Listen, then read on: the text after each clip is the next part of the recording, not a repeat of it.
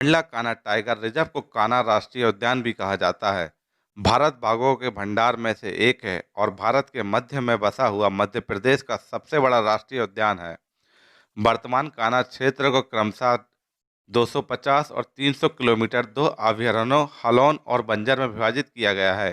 Kanha national park का निर्माण 1 जून 1955 को किया गया था और 1973 में कान्हा टाइगर रिजर्व बना। आज यह दो जिले मंडला और बालाघाट में 940 किलोमीटर के क्षेत्र में फैला है। यह मध्य भारत का सबसे बड़ा राष्ट्रीय उद्यान है। कान्हा नेशनल पार्क के कोर जोन के 7 रेंज व बफर जोन के 6 रेंज के अंतर्गत लगभग 170 गांव आते हैं। बारिश के मौसम में कान्हा नेशनल पार्क बंद रहता है। कान्हा क्षेत्र के अंतर्गत 122 स्थायी कैंप बनाए गए हैं जहां फॉरेस्ट गार्ड व चौकीदार रहते हैं और निर्धारित क्षेत्र में प्रतिदिन गश्ती करते हैं। स्थायी कैंप में फॉरेस्ट गार्ड सहित चौकीदारों को सीमित सुविधाओं के बीच निवास करना पड़ता है। बताया गया है कि कई कैंप में बिजली की सुविधा भी नहीं है। कान्हा नेशनल पार्क में वन्य प्राणी की सुरक्षा एवं अवैध जंगल कटाई से सुरक्षा करने वर्षा ऋतु में प्रतिदिन पार्क में पदस्थ अधिकारी, कर्मचारी एवं सुरक्षा श्रमिकों द्वारा दल बनाकर मानसून पेट्रोलिंग की जा रही है। इस गश्ती में वन क्षेत्रों का निरीक्षण कर वन अपराधों पर नियंत्रण करने का प्रयास किया जा रहा है। फॉरेस्ट गार्ड और चौकीदार द्वारा प्रतिदिन गश्ती की जाती है। प्रति माह 35,000 से 40,000 किलोमीटर पैदल गश्त करना होता है। गश्ती के दौरान MS ट्रिप्स मोबाइल ऐप का उपयोग किया जाता है जिसमें फॉरेस्ट गार्ड अपनी लोकेशन व अन्य जानकारी ऑफलाइन ऐप में डालते हैं। ऐप के में क्या होता है कि जब भी पेट्रोलिंग पे वो जाते हैं गश्ती पे, तो वो लोग अपना एमस्ट्राइक्स ऐप चालू कर देते हैं और उसमें बहुत सारी चीज़ों को वो रिकॉर्ड करते हैं। यदि कोई कैटल किल देख लिया या कोई वन्य प्राणी देखा, या उसका फ़ोटो भी ले लेते हैं जो जहाँ से संभव हो और उसको रिकॉर्ड करते जाते हैं। तो जैसे वो ट्रैक भी बनता जाता है और उसमें जो जो गतिविधि उस दिन के पेट्रोलिंग में हुई वो भी उसमें रिकॉर्डेड होता है। ऐप के माध्यम से वरिष्ठ अधिकारियों भी निगरानी रखते हैं कि किस क्षेत्र में गश्ती हुई है और किसने कितनी किलोमीटर गश्ती की है। साथ ही जंगल के सर्चिंग में डॉग स्क्वाड का भी मदद लिया जाता है।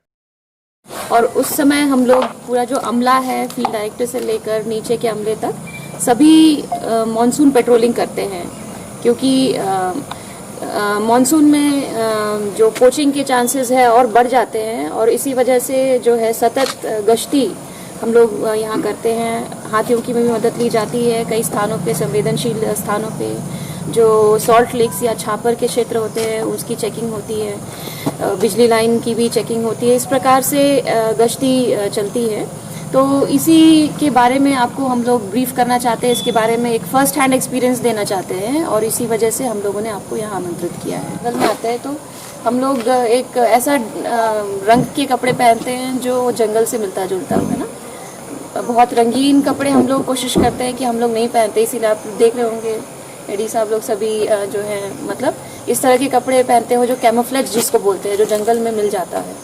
उसके बाद दूसरा ये होता है कि हम लोग कोई सेंट या परफ्यूम या डिओ नहीं लगाते हैं जंगल में जब हम लोग जाते हैं।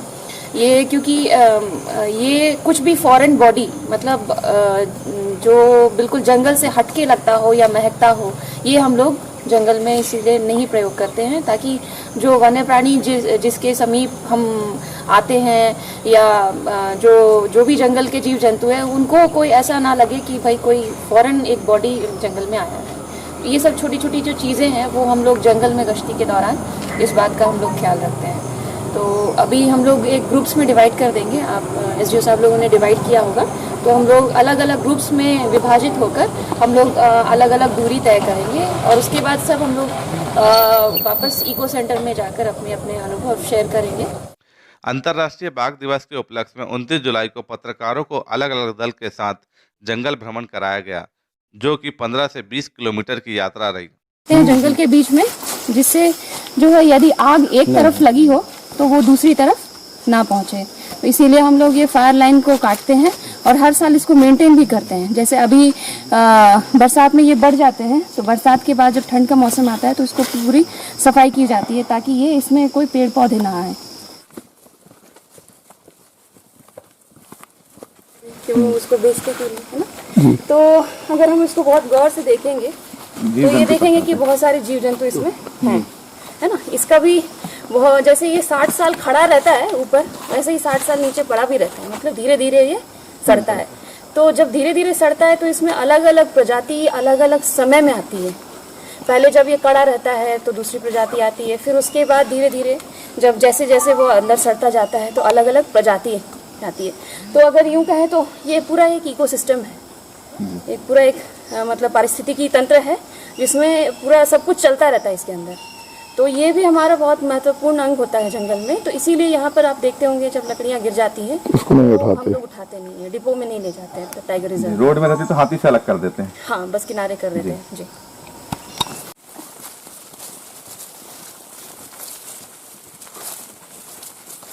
जो पाँव होते हैं सॉफ्ट होते हैं पैड, वो ऐसे मतलब जनरली वो भी इन्हीं ट्रेल्स को फॉलो करते हैं, ऐसे ही रास्तों को। तो जब वो चलते हैं तो इसको हम लोग कैसे बनाते हैं, इसको हम लोग घिसते हैं पूरा, और बहुत सॉफ्ट मिट्टी इसमें डालते हैं, मिट्टी और रेत, और इसे हर दिन सफाई होती है हर सुबह। फिर नोट भी किया जाता है कि क्या क्या हम लोगों ने इसमें किन किन वन्य प्राणियों के पद के चिन्ह इसमें मिल रहे हैं, तो इसीलिए ये बनाए जाते हैं। तो पहले जब टाइगर की गणना पगमार्क मेथड से होती थी तब ये बहुत इंपॉर्टेंट होता था कि भाई उसके पगमार्क, क्योंकि हमको उसे नापने हैं, अलग अलग टाइगर को पगमार्क के द्वारा हमें पता करना है, तो इसी वजह से ये प्रेशर इम्प्रेशन पैड बहुत महत्वपूर्ण होता था। अभी भी हम इसको अपने मतलब जो दिनचर्या है जो वाइल्ड लाइफ का हम गश्ती कार्य कहिए या बीट गार्ड का जो दिनचर्या होता है टाइगर रिजर्व में, उसमें ये प्रेशर इम्प्रेशन पैड को साफ सफाई करना और इसमें देखना कि भाई किस किस वन्य प्राणी यहाँ से गुजरता है, तो उससे हमें ये पता चलता है कि कौन कौन से वन्य प्राणी यहाँ पे पाए जाते हैं। और जानकारी के लिए मतलब अपना